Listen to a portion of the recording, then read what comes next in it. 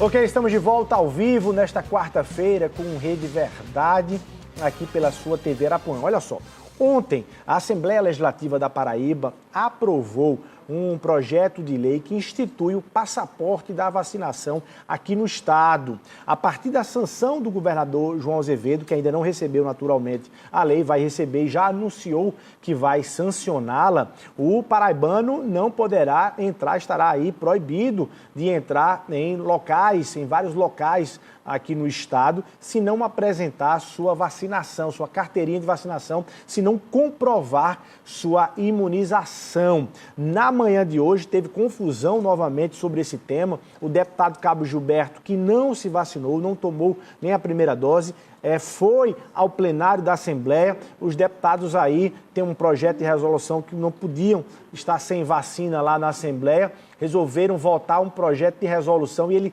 suspenderam as sessões presenciais, ou seja, a Assembleia da Paraíba resolve fechar novamente as portas pelo fato do deputado Cabo Gilberto não estar vacinado. Enfim, essa confusão está na discussão e esse debate chega agora para a população da Paraíba, porque a lei ela atinge aí todos os cidadãos e cidadãs paraibanas. Quem está comigo para explicar um pouco isso, para a gente poder entender isso, se há exagero nessa lei, é o advogado, professor, mestre em Direito, Rinaldo Mozalas. Doutor Rinaldo, professor, muito boa tarde, seja muito bem-vindo aqui ao Rede Verdade, é um prazer nosso poder conversar com você nesta quarta-feira.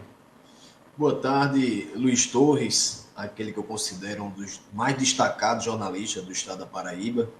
Boa tarde a todos que assistem pelo Rede Verdade da Arapuã e dizer que é uma enorme satisfação estar aqui à sua disposição e todos os telespectadores para falar desse tema tão polêmico como é o passaporte da vacinação, sobretudo aqui no estado da Paraíba, porque tem pontos característicos diferentes de outros estados e diferentes de outras cidades do nosso Brasil. Bom, tranquilo. Antes da gente entrar aí no específico, vou lhe pedir aí uma aula geral do ponto de vista desse debate. O que é que vale mais, do ponto de vista constitucional ou não? O que é que vale mais? O direito individual ou o interesse coletivo? Dessa balança, o que é que a gente deve entender sobre isso?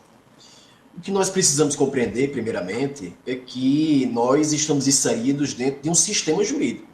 Esse sistema jurídico ele não pode ter contradições. Aparentemente, a gente, às vezes, lê dispositivos separados e acha que são contraditórios, mas todas as construções que um jurista faz têm que ser construções no sentido de harmonizar todos aqueles textos legislativos que compõem o sistema.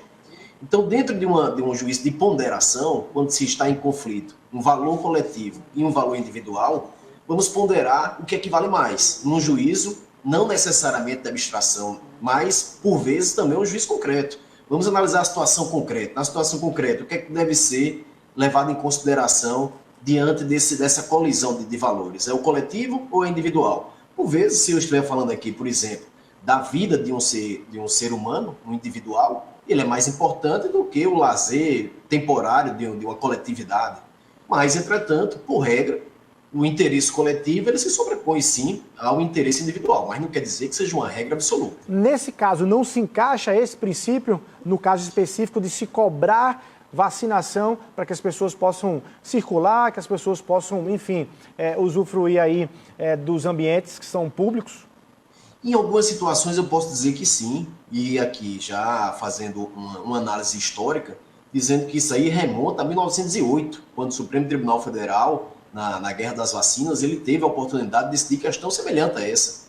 Ele disse que realmente você não pode invadir a casa de um cidadão, nem pode impelir alguém a se vacinar, mas fazer restrição a determinados direitos em preservação do interesse da coletividade, isso poderia sim ser possível. No caso aqui do estado da Paraíba, o que eu discuto muito não é a questão do cartão de vacinação, o passaporte da vacinação. Isso pode sim até ser exigido, mas não que seja em detrimento de um sacrifício injustificado, seja ele desarrazoado ou desproporcional, em detrimento do cidadão e, sobretudo, quando atinge um direito fundamental do cidadão. Então, assim, eu não sou contra a vacinação, eu não sou contra a vacina, eu não sou contra o passaporte de vacinação.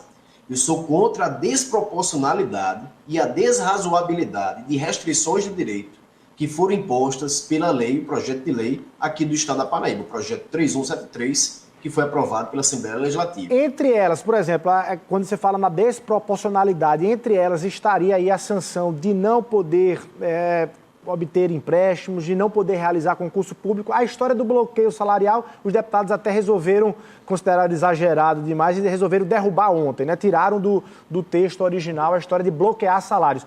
É nisso exatamente que você está falando? Existem excessos aí? Injustificáveis? Exatamente essas restrições de direito. Existem algumas restrições que são toleráveis, como, por exemplo, nós já estamos acostumados aqui a ter restrição de fundo em locais públicos, por conta do interesse individual, não pode se sobrepor nessa circunstância concreta em detrimento do interesse coletivo. Com a vacinação seria algo parecido. Mas eu não posso, por exemplo, restringir o recebimento de um salário por quem está trabalhando, por exemplo, em home office, prestando toda a atividade laboral que deveria prestar e não receber por isso um salário, uma remuneração, uma aposentadoria por quem já trabalhou toda uma vida para receber, então, a sua aposentadoria. Então, esse tipo de medida, essa restrição de direito, não é restrição de direito que não é nem razoável, nem muito menos proporcional. Outras medidas restritivas, como acesso a locais públicos fechados para mero deleite, mero lazer, aí realmente nós temos que fazer um prestígio do interesse coletivo em detrimento do interesse particular.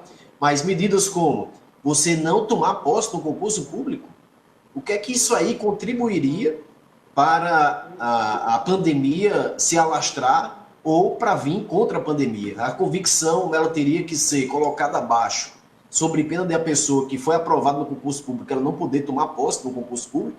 Se ele fosse aprovado no concurso público que teria que trabalhar de casa, em que ele estaria prejudicando a coletividade?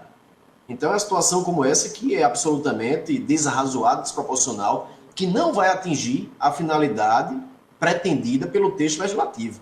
Se nós analisarmos a decisão do Supremo Tribunal Federal, que foi tomada na ação direta de inconstitucionalidade 6586, que foi referida pelos próprios deputados aqui na Assembleia Legislativa do Estado da Paraíba, a ADI, a decisão, ela diz que devem ser respeitados os princípios da razoabilidade e da proporcionalidade. E demais, ele diz que não pode se impor restrição que não tenha como base evidências científicas e análises estratégicas pertinentes. Diz mais, tem que respeitar a dignidade da pessoa humana, o direito fundamental das pessoas, tem que atentar pelos critérios da razoabilidade e da proporcionalidade. Então não pode o legislador criar, por achar, sem nenhuma comprovação científica, sem nenhuma contribuição para o fim da pandemia, determinadas restrições de direitos que só fazem, muitas vezes, castigar o cidadão e, muitas vezes, em violação a direitos fundamentais. Então é nisso que erra a Assembleia Legislativa, nesse texto que é apresentado. Você acha que essa lei que foi aprovada pela Assembleia, ela está passível e sujeita de contestação judicial e ela será questionada? Eu acho que sim. Eu acho que algumas vozes já começaram a se apresentar no sentido de reconhecer o texto como sendo inconstitucional e pessoas que têm legitimidade para discutir essa questão, junto aqui o Poder Judiciário do Estado da Paraíba, se for o caso, ou junto ao Supremo Tribunal Federal, mas uma análise fria como jurista e, enfim, eu preciso levar em consideração esses aspectos também que são respeitados pelos ministros, pelos desembargadores, é que uma análise prospectiva por parte de uma pandemia é uma análise muito difícil. Hoje nós podemos olhar para trás e ver as besteiras que nós fizemos no início da pandemia, como, por exemplo, decretar lockdown quando as unidades de saúde não estavam ocupadas nem 20% e foi decretado o lockdown. Então, quando a gente olha para trás, nós vemos que foi um absurdo fazer aquilo ali. Você considera que isso foram quebras também de direitos, enfim, individuais?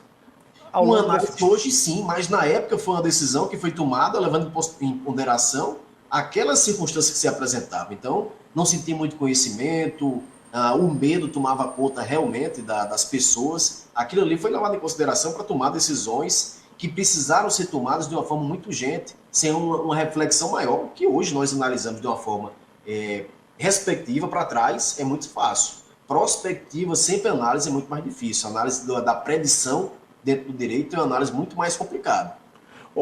Professor, uma pessoa que não se vacinou até agora, está olhando para essa lei, não se vacinou porque decidiu não se vacinar, enfim, as razões independem aí do nosso registro, a não ser que seja algo de recomendação médica e tal, e ela está olhando para essa lei para dizer o seguinte, a partir daí eu serei discriminada para entrar num determinado local, para ir com minha família para outro local, enfim,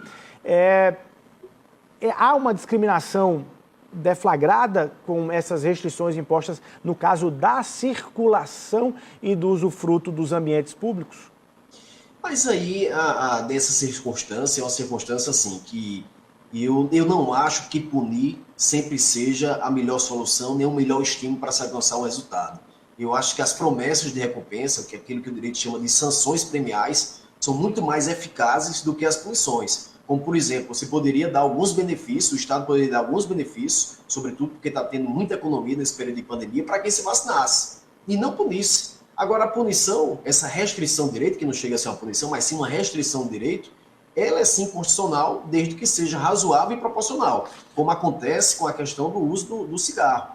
Você não pode fumar em locais públicos fechados porque vai perturbar uma coletividade. Então, para se evitar isso aí, se restringe o acesso ou o uso do fumo, do tabaco dentro de locais fechados. O que aconteceria também dentro da circunstância da pandemia. Você não poderia autorizar que uma pessoa circulasse livremente, sem máscara, dentro de um recinto fechado, se não apresentasse o passaporte da vacinação. Então, para a questão dessa de ir para bares, restaurantes e tudo, você acha que há uma razoabilidade nesse sentido? Eu acho que é razoável, acho que o Supremo Tribunal Federal já decidiu em 1908, já decidiu agora também expressamente que é possível, e acho, com todo respeito, que, como jurista, muitas das vezes a gente não pode ir de encontro às matrizes que são formadas pelos tribunais superiores, porque essas matrizes elas são estabelecidas justamente para dar segurança jurídica e estabilidade nas relações sociais. Então, eu posso até discordar, mas o Supremo Tribunal Federal estabeleceu essa matriz e essa matriz ela precisa ser respeitada pela população. Bom, dentro aí já está também num ambiente mais do direito trabalhista, mas dentro de algumas decisões já isoladas no Brasil, a gente já encontrou ali, identificou algumas decisões em que se compreende a possibilidade de demissão por justa causa para aquele funcionário que não se vacinou. Você acha que há exagero também nesse avanço e nesse debate? A depender das circunstâncias, sim. Se o empregado ele está trabalhando de home office, sem contato com os colegas, sem expor os colegas a qualquer perigo por conta da pandemia, eu acho que é um exagero. Não poderia ter uma demissão por justa causa. Agora, a partir do momento em que ele é obrigado, pelo contrato de trabalho, frequentar um ambiente fechado, um ambiente que tem várias pessoas, e ele não se dispõe a tomar a vacina, eu posso até não concordar, mas essa é a posição do Supremo Tribunal Federal. Estabelece como sendo um ilícito e esse ilícito justificaria uma demissão por justa causa. Professor, tem outros debates que a pandemia gerou, desde a questão do próprio lockdown, do próprio fechamento de atividades, agora a história especificamente da vacina, mas tem outro que a gente está entrando sim, também, que é a história do uso da máscara. A gente está vendo em algumas cidades estão discutindo já a derrubada do uso da máscara, da obrigatoriedade de se usar máscara, né? O município de Duque de Caxias, no Rio de Janeiro, já tirou essa obrigatoriedade. Algumas capitais brasileiras estão discutindo isso. Há também aí, por parte do cidadão, a capacidade dele reivindicar o direito de não usar máscara ou não? Primeiramente, eu queria saber de você, de qualquer telespectador, se você conhece alguém que foi multado por não usar máscara. Existe uma lei que estabelece isso aí, mas vejo muitas pessoas caminhando na praia, andando livremente em ambientes abertos, sem usar máscara e não tem nenhum problema. Vejo também até em ambientes fechados e não tem nenhum problema. Mas eu acho sim que, a depender da quantidade de vacinados, percentual de vacinados, essa pode ser uma medida que passa a ser desproporcional e desrazoada. Eu mesmo detesto usar máscara. Se eu estou no ambiente sozinho, eu não uso máscara. Eu uso máscara se eu estiver no ambiente com outras pessoas, em preservação, naturalmente, ao meu interesse, mas interesse também, sobretudo, da coletividade. Então, a partir do momento em que há evidências científicas, dados que podem atestar que o uso de máscara não é mais necessário, aí passa a medida a não ser proporcional, nem razoável, e por isso o cidadão ele pode sim reivindicar o fim do uso da máscara. Bom, nas redes sociais você chamou de excrescência parte ali desse projeto que foi aprovado pela Assembleia Legislativa da Paraíba. Se você pudesse fazer aí, naturalmente, uma recomendação ao governador João Azevedo, que vai sancionar ou não esse projeto de lei, que parte você tiraria, de que forma a lei naturalmente ficaria para ela ser razoável para a aplicabilidade aqui na Paraíba, por exemplo? O governador João Azevedo ele é muito bem assistido, tanto pela Procuradoria-Geral quanto pelos procuradores de Estado. Eu tenho certeza que ele vai tomar uma decisão que se distancia da ideologia e se apega muito à questão jurídica. Se fosse eu questionaria tanto a questão dos concursos públicos. Você não pode impedir ninguém de tomar posse por conta de não ter tomado o ciclo vacinal, ter complementado o ciclo vacinal, ou estar em dia com o ciclo vacinal. A questão das remunerações, de qualquer forma, também, eu retiraria. Isso os deputados, você me comunicou agora que já tiraram, então fizeram bem, porque essa sim é a maior excrescência do projeto legislativo, sob pena muitas vezes de proporcionar um enriquecimento indevido por parte do Estado, porque o trabalhador ou já trabalhou ou está trabalhando e não teria o direito à sua contraprestação e lhe colocaria numa situação degradante à sua dignidade humana, sem nenhum retorno propositivo ao combate à pandemia. Questão de obtenção de empréstimos também, eu acho que é desnecessário. E também a questão da renovação de matrículas em estabelecimento de ensino oficial do Estado da Paraíba. Você não pode condenar uma pessoa a não ter educação pelo simples fato de ela não ter complementado ou estar em dia com o ciclo vacinal. Isso não é proporcional, isso não é razoável e o Estado da Paraíba não pode fazer essa restrição de direito a um cidadão que pode lhe dar isso um prejuízo muito maior à coletividade depois de ter uma pessoa que não teve o acesso ao estudo e que vire depois um delinquente, enfim, que possa causar um mal muito maior pelo simples fato de não ter aceitado tomar a vacina, pelo menos naquele primeiro momento. Eu acredito na vacina, eu já me vacinei, se tiver outras doses vou tomar de novo. Se tiver que frequentar locais públicos, tomarei todos os cuidados, inclusive de apresentar o passaporte da vacinação, mas eu não posso, com todo respeito, concordar em violações claríssimas, desproporcionais e desarrazoadas de direitos fundamentais, como está colocado no projeto 3173, quando faz restrições a direitos do cidadão. Tá aí, aula claríssima do doutor Rinaldo Mozalas, inclusive fazendo aí um chamamento para a sensibilidade da importância da vacina, mas naturalmente questionando aí aquilo que é excesso e exagero nessas restrições. Se você está acompanhando aí o debate lá na Assembleia, eu queria afunilar ainda mais para esse debate específico lá com o deputado Cabo Gilberto, que está chamando a atenção.